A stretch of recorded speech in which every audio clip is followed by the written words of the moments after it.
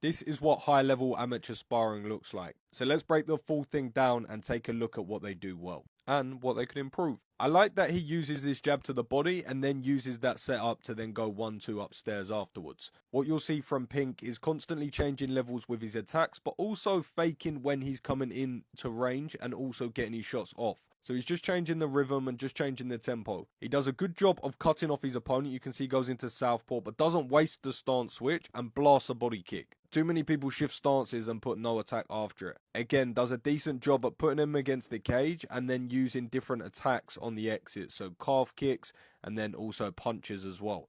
So this is the first grappling exchange. He does a good job at getting underhooks. And if this was the pro level, I'd love to see this bicep control be turned into an elbow. That's a perfect frame there to roll over the wrist and land a lovely elbow. Of course, none of them have the equipment on to be throwing that. And it is amateur level, so I don't expect that. And I love this. Kicks on the exit. Again, something people don't use enough.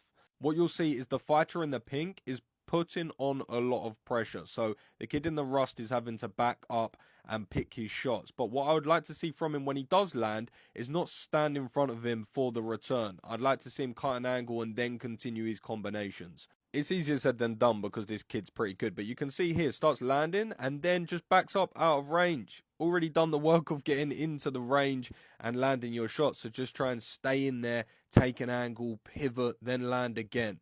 But small details. Let me know what you thought or what you picked up. And as always, keep it casual.